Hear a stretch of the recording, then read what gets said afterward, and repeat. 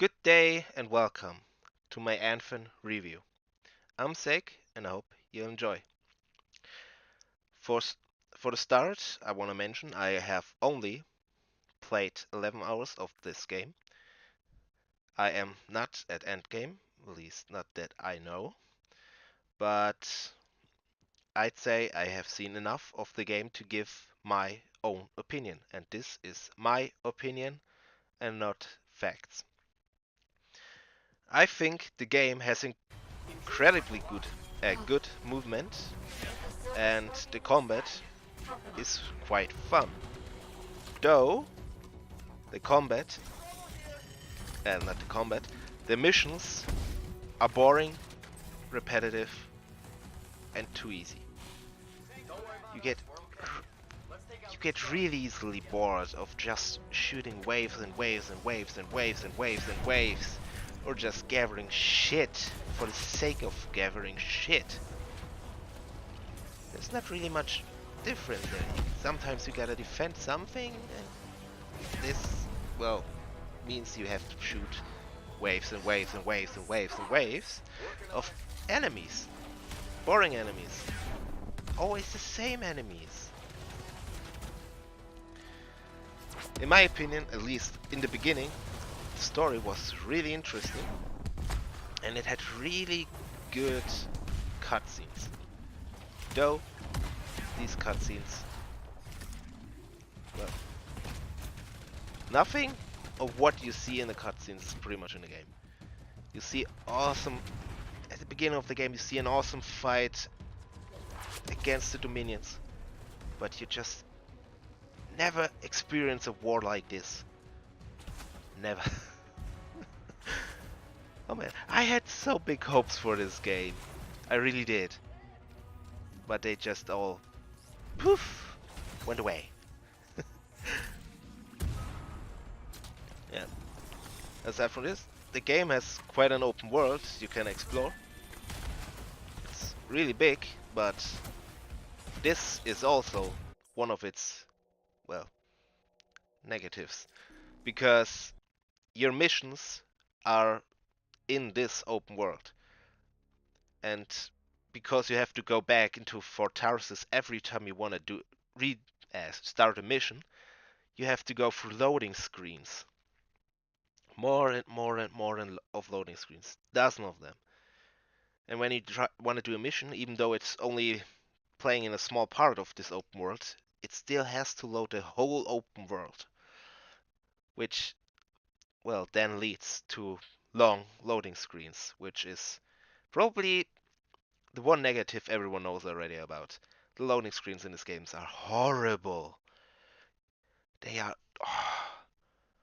five, not okay, not really five, but 3 to 4 minutes for a loading screen for a mission that's probably around 8 minutes long. That's too much. And they really have to get their shit together because this is not acceptable. Also, even if you get through this repetitive and boring missions, the loot you get, it's terrible. I found myself to not even care to look what I've actually got. I'm not entirely through the game, so I'm still easily getting better stuff. But even when I get this better stuff, I don't really care because the missions, they're so easy. I mainly played with the Storm Javelin, which is pretty much kind of a sorcerer-esque. And most of the times I didn't even have to use my weapon.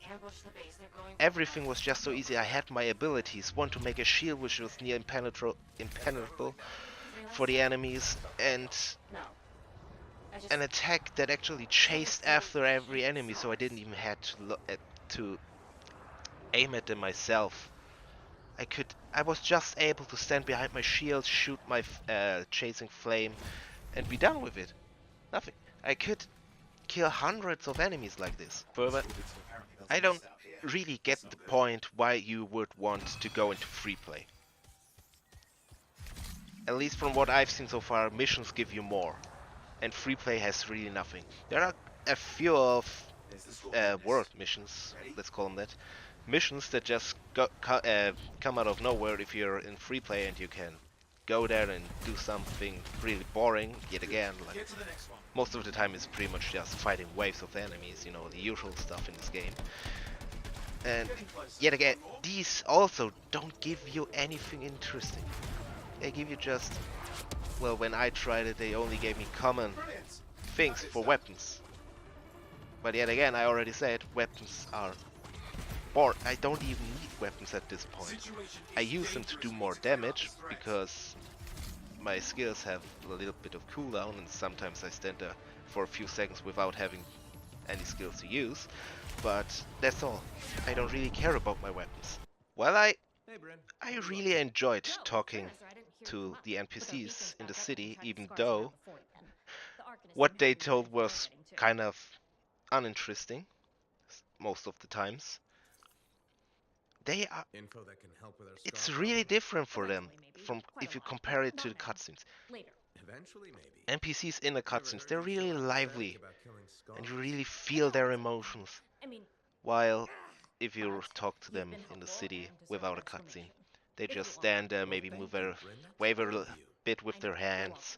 And it's pretty much just all. They feel like lifeless puppets most of it. Also, the suits, they all feel nearly the same. The only suit I would say is different from the others is the storm suit.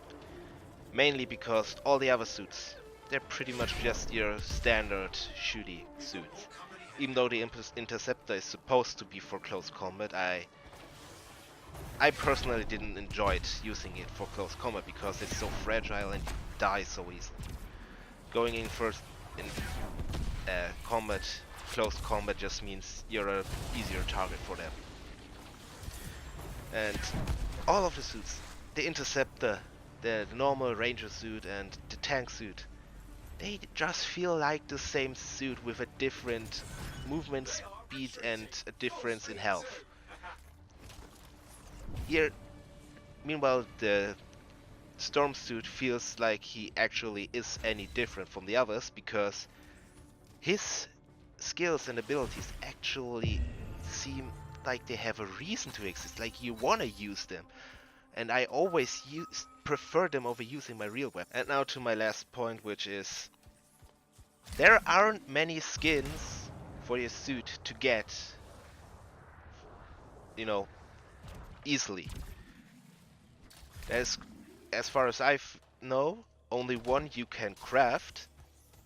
You know, you get one for pre-ordering, or if you have Origin Access like I did, you get the Legion of Dawn one for free. But aside from these, the only suits you can get are those from the cash shop. For them, you can get them for in-game currency, but they take ages. It takes ages to get enough money for them. And while they look cool, it's just it takes so long to get them. Far too long. I'd say you had to play like 20 hours to get one skin. This should not be like that. They should really increase how much money you get or decrease how much in-game currency they cost. At the moment, it seems like it's actually made, well, it's EA, so it's pretty much most likely made to draw the money out of your pockets and for you to spend money to get these skins. This then concludes my review.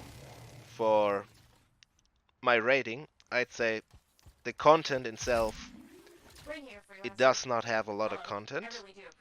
Well, it kind of has a lot of content, but it's always the same, so in the end it's just the same, but much of the same. I'd say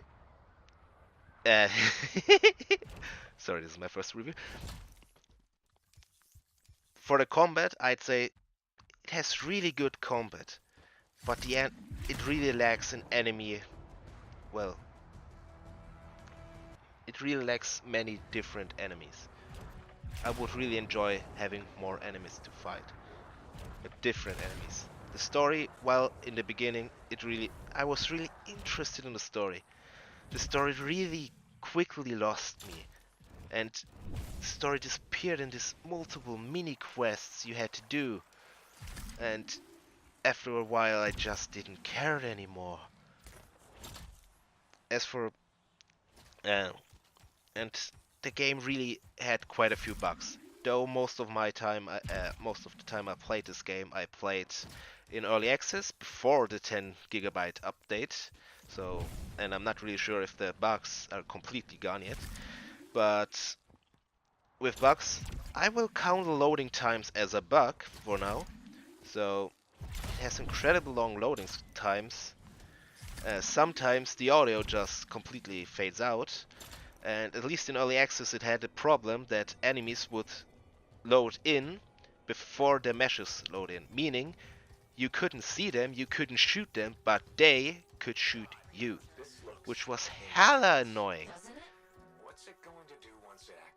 So, for a fun, to get to the fun, I enjoyed my time with this game when I was able to play it. Meaning I enjoyed it in missions, at least in the beginning, before everything became repetitive. And now to get to the last thing. My ratings is, I will rate this game at if I think it is worth its price and how much I think it should be worth. At the moment, you can easily get access to Anthem for at least a month if you pay $15 for Origin access. If you have Origin access, you're allowed to play Anthem for free with all the special stuff. Aside from this, I think this game at the moment should be priced at $30, maybe 25, I'd say. So, if you want to check it out, I would recommend to you to buy it for when you see it for $25.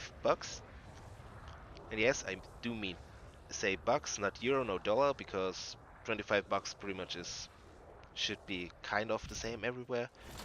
Though if you really wanna have a normal know what I would say I mainly mean with bucks, I usually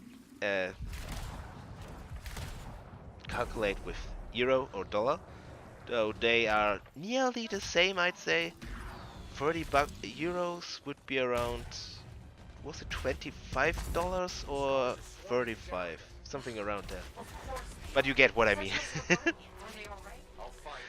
So, though, I really recommend you, if you just want to test it out, get Origin Access on PC, $15 a month, and you can test the game out for free. And one addition, if you want the special edition stuff, you have to get Origin Access. You can't just buy the game on PC and in special edition, as far as I know, because I looked everywhere and I couldn't find it that way. And if you wanna get the special edition stuff for PC, you have to get Origin Access. There is no other way, as far as I know. Yeah, though. So this concludes my review, and I hope you liked it. This was my first review. Please give me some slack, and thanks for watching. If you'd like to do me feel free to leave a like if you enjoyed, subscribe for more, and goodbye. And one more thing, if you actually plan on getting it Origin Access, remember that you have to manually end your subscription if you do not want your subscription anymore. Otherwise, it will automatically be paid from whatever you chose to subscribe to it every month without giving you any notice at all. You have to manually end the subscription before the month ends. So yeah, that's it. Goodbye!